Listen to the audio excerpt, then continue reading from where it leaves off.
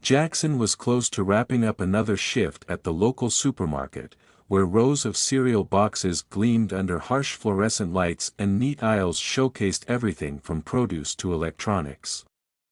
He'd already passed the bakery, soaking in the comforting aroma of fresh bread, and paused by the deli counter, acknowledging a few customers with polite nods. It felt routine, scanning the store for potential trouble, reassuring shoppers by his mere presence. Yet he knew better than to grow complacent. On the surface, everything looked mundane, families picking out dinner items, teens checking phones while perusing snacks, but Jackson's instincts urged him to remain vigilant. In his line of work, even an average day could twist into the unimaginable. He lingered near a display of budget soaps and shampoos, letting his gaze drift casually. That's when he noticed a small figure in a hoodie that seemed 2 sizes too big, its hem brushing thin legs. She was maybe 11 or 12, gripping a scuffed backpack that hung off one shoulder. Her name, he would discover, was Eloise, but in this moment, she was simply a fearful child moving with jittery caution. She made quick, furtive glances at the items on the shelf, tampons, hygiene products, then at the phone in her hand. Each time a person passed, her entire frame tensed, eyes darting left and right. Jackson recognized those signals of someone about to do something they shouldn't. He pretended to examine a stack of discounted body lotion, while actually watching her reflection in a mirrored store sign.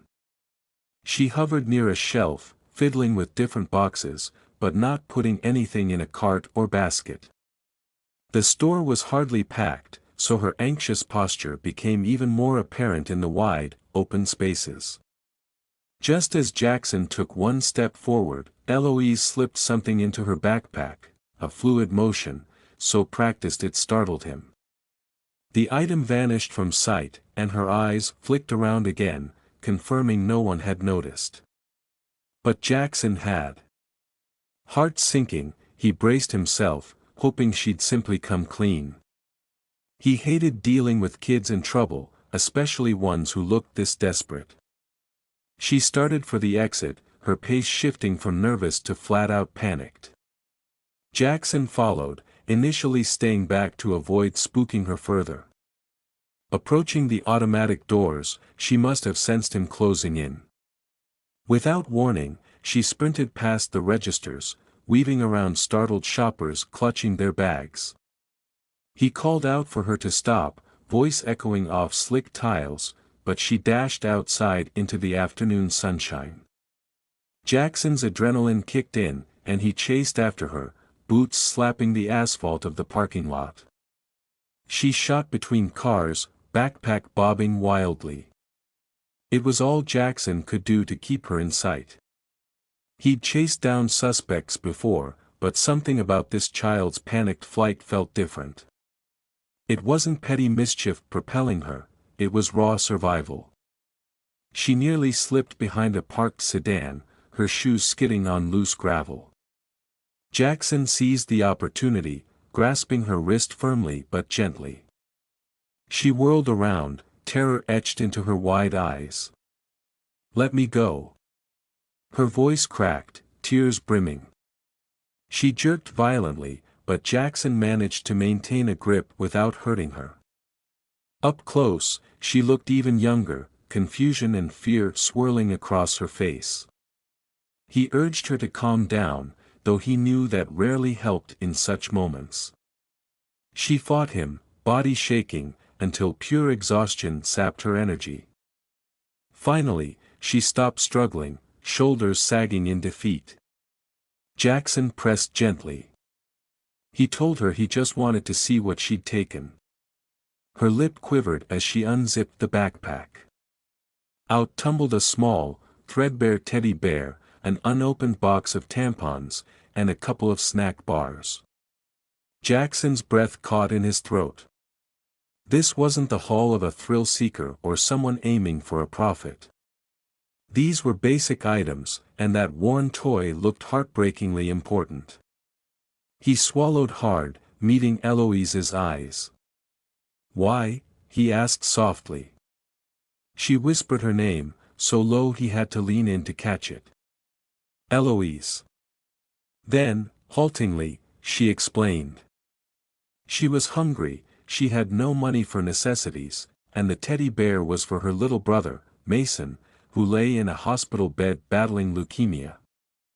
Their mother was gone most of the time, drifting in and out with a new boyfriend, leaving Eloise alone to care for her brother. Mason, just 6 years old, had lost his original teddy bear, his comfort in a sterile hospital room.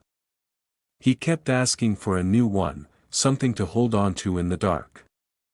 Eloise's voice trembled as she described the nights she'd spent terrified he wouldn't make it, the endless circle of medical bills, the scornful looks from hospital staff who saw only a child with no means. She wept openly, tears marking her cheeks with silent anguish. Jackson felt an ache in his chest he rarely experienced on the job.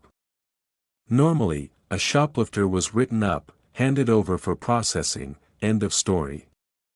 But this was different. This was a child, crumpled on the parking lot pavement, stealing tampons and a teddy bear out of sheer necessity. He knelt beside her, one hand still resting gently on her arm. "Eloise," he said, voice tightening with emotion, "I'm not throwing you in jail. But I need to understand more." She responded with a wary nod, as if the concept of kindness from an authority figure was alien to her. Sensing her vulnerability, he helped her to her feet, guided her to his patrol car, and opened the passenger door. He drove her a few blocks away to a small diner instead of heading directly to the station. There, in a red vinyl booth, he asked if she'd had anything to eat that day. She shook her head, gripping the teddy bear with trembling fingers. He ordered 2 burgers and fries. When they arrived, Eloise devoured hers in ravenous bites, as if any moment it might be snatched away. Jackson noticed fresh tears tracking down her cheeks whenever she paused for breath. Between mouthfuls, she repeated how sorry she was, how she'd never stolen anything before. She'd just grown desperate. Staring at her across the table, Jackson made a decision that felt bigger than protocol. He stepped outside for a moment, calling his superior and explaining he'd apprehended a shoplifter, a minor, under extremely difficult circumstances. He asked for discretionary space to handle this. It wasn't standard procedure, but something about Eloise's story cut through his usual detachment. Though his supervisor seemed hesitant, Jackson secured enough room to maneuver. Then he dialed Ava, a social worker he trusted, asking her to meet them at the hospital where Mason was admitted. Setting the phone down, he exhaled, feeling nerves twist his stomach. He hoped he wasn't risking his career, but letting Eloise slip into the legal system without context felt unthinkable. Returning inside, he found Eloise with red-rimmed eyes, her half-eaten meal cold. Gently, he explained they'd go see Mason now. For a second, confusion flooded her face, as if she'd expected cuffs and a holding cell, not a chance to see her brother. She nodded, and they headed for the hospital. During the short drive, Eloise hugged the teddy bear, shoulders shaking as tears fell. Jackson asked if she wanted to talk about anything, but she only shook her head. He respected her silence. The hospital was a blur of antiseptic smells, hushed voices, and the mechanical chorus of beeping machines. Eloise led Jackson unerringly through drab corridors, past weary visitors slumped in plastic chairs. At Mason's door, she paused. Inside, a fragile child lay swathed in a blanket, tubes leading to various monitors. Eloise stepped forward, placing the teddy bear beside him. Mason's eyes fluttered open, lighting up at the sight of his sister. He murmured something Jackson couldn't hear, but the way Eloise patted his hand spoke volumes. The desperation that had driven her to theft crystallized in that gentle moment. She was just a kid forced into an adult role, a caretaker for a little boy too sick to go home. A soft knock pulled Jackson's attention.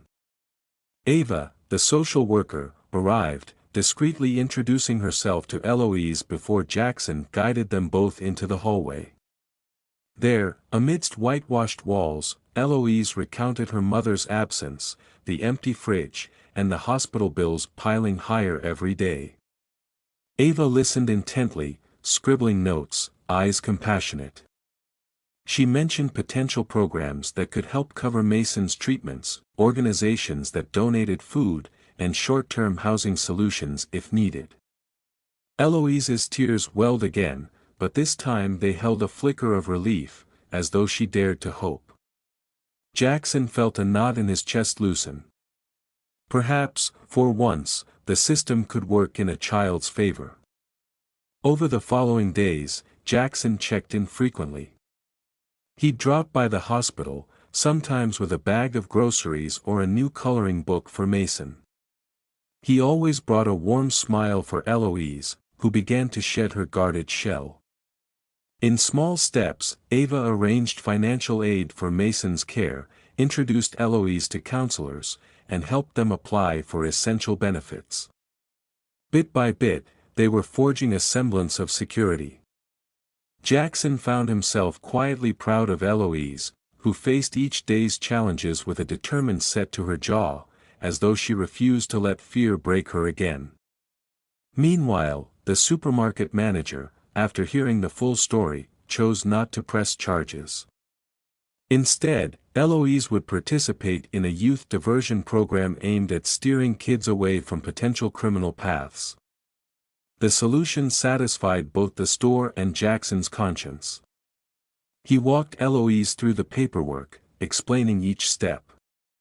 Though anxious, she seemed grateful not to be treated like a lost cause.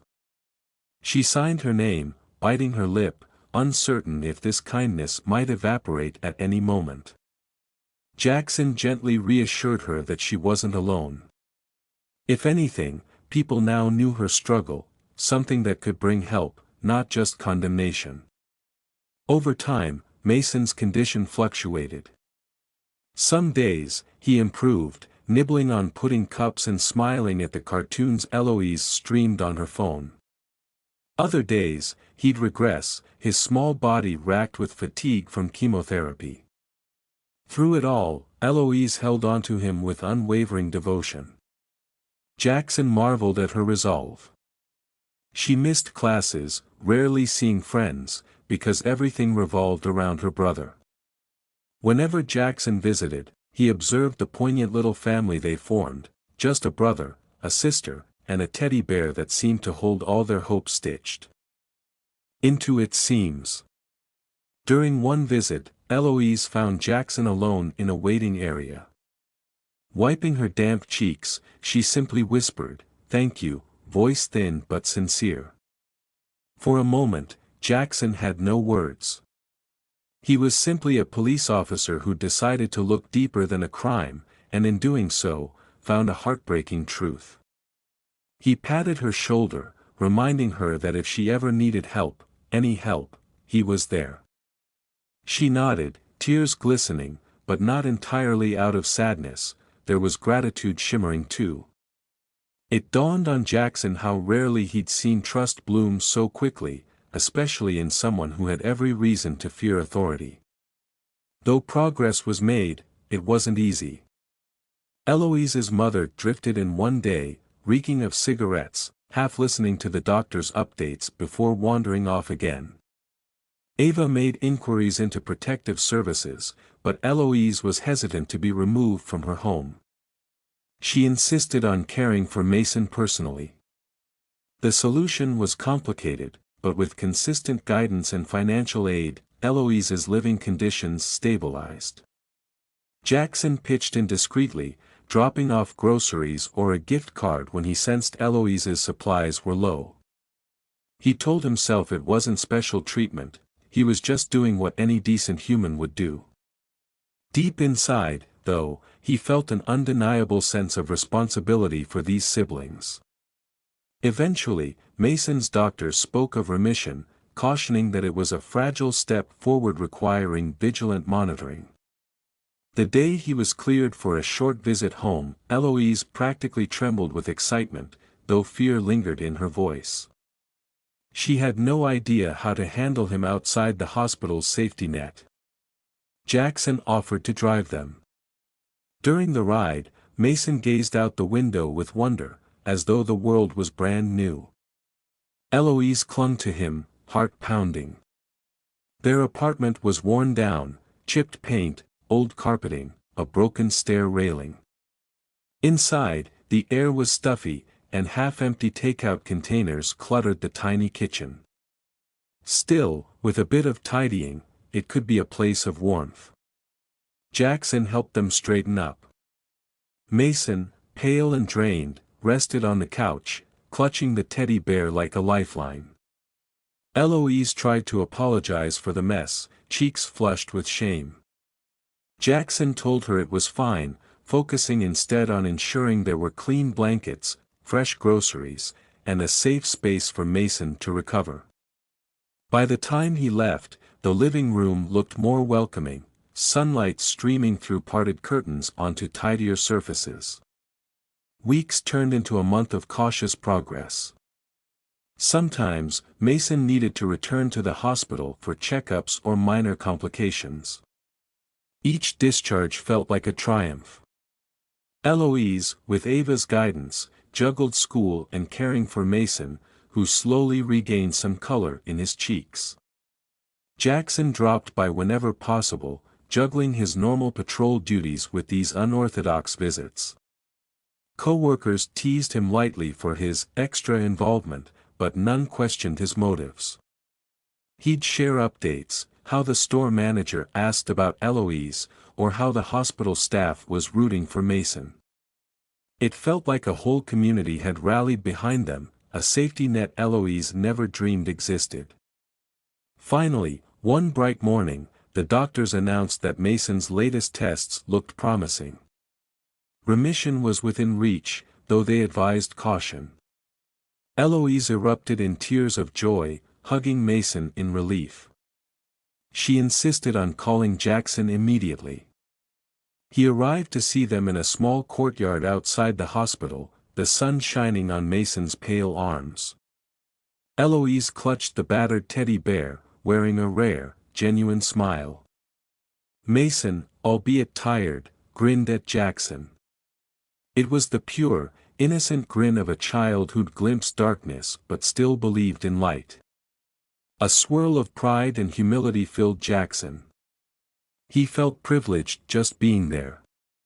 When they left the hospital, an air of triumph enveloped them, though it was gentle, not loud. Mason was subdued, still healing, and Eloise remained vigilant, as if bracing for another blow from fate. Yet there was undeniable progress. She no longer had to stealthily snatch items off store shelves. She had supporters to call upon. She had hoped that her brother might live a normal life someday. And she had Jackson, Ava, and a manager who decided to see her as a person, not a thief. Walking alongside them, Jackson recalled the day he'd sprinted after Eloise, certain he was just apprehending a kid who'd broken the law. In that moment, he'd never imagined it would lead here: smiles, relief, and a tangible sense that a family had been saved. He turned to Eloise. "I'm proud of you," he said softly. She glanced down, tears of gratitude shining, but steadied herself, whispering, "Thank you for seeing me." In those words, Jackson recognized the crux of it all: being seen, truly seen, had made the difference between condemnation and compassion. Eloise led Mason up their apartment steps, carefully supporting him. At the door, she paused, turning back to Jackson. A breeze ruffled her hoodie, revealing a face still far too young to have endured so much. She mouthed a silent "thank you." Jackson nodded, lifting a hand in farewell. The battered teddy bear dangled from Mason's arm, a quiet testament to how this all began. Watching them disappear into the shadows of the hallway, Jackson felt a lump in his throat. He knew the coming months could still pose challenges. Mason's health might waver, their mother might vanish again, finances might teeter. But at least they wouldn't stand alone. Driving away, Jackson replayed the entire journey in his mind, a frantic chase, a tearful confession, a simple box of tampons, a teddy bear for comfort. Such small details, yet they had opened a window onto an entire life of struggle. Instead of routine punishment, he'd chosen understanding, inadvertently inviting others, Ava, the store manager, hospital staff, into Eloise's and Mason's story. The ripple effect of empathy changed everything. Where once Eloise saw only desperation, now there was a path forward. Where once Mason lay lonely and scared, he now had glimpses of warmth and possibility. Weeks later, Jackson ran into Ava at the grocery store. They chatted about Eloise and Mason, who were still hanging on. Mason's hair had begun to regrow after chemotherapy. Eloise was learning to balance school and hospital visits. Their mother remained inconsistent, but at least the siblings had resources in place. Ava beamed, telling Jackson that Eloise had done well in the diversion program, making friends with other kids who'd stumbled for similar reasons. She no longer seemed weighed down by shame. Jackson felt an inexplicable surge of relief, as though he'd personally shepherded her toward a second chance. Toward the end of that same week, Jackson received a call at the station. It was Eloise, speaking in hushed tones but sounding excited. She reported that Mason's latest checkup was good, and the doctors let him stay home. She wanted to thank Jackson again, explaining that she'd never forget how everything changed that day he caught her in the supermarket parking lot. He listened quietly, a wave of humility washing over him. He reminded her that she and Mason had done most of the hard work, he'd simply opened a door. Still, it made him glad to know they were on steadier ground. Hanging up, Jackson stepped outside, leaning against his patrol car. The sky stretched wide and blue above him, sunlight reflecting off the hood. He remembered the chase vividly, Eloise's frantic footsteps, her desperate flight. It felt distant now, overshadowed by the transformations that followed. He let out a long breath, thinking how easily things could have gone the other way, Eloise arrested, Mason alone, everything spiraling. Instead, one decision to look deeper, one moment of empathy, had steered them onto a path of support and hope. No job is perfect, and policing is often thankless. But moments like this reminded Jackson of why he joined. Yes, there were laws to enforce and protocols to follow, but behind every small infraction could be a story demanding compassion. Sometimes, the line between right and wrong blurred beneath the weight of circumstance. This experience revealed that a single gesture could ripple through countless lives, like tossing a stone into still water, the circles expanding far beyond where the stone first plunged. Long after the hospital visits, the paperwork, and the frantic chase, Jackson carried Eloise and Mason's story in his heart. He'd shared it quietly with a few colleagues, leaving out personal details but emphasizing the power of stepping back and asking, why, instead of simply labeling someone as a criminal. Some understood, nodding in agreement. Others insisted procedure was procedure. Jackson accepted both responses.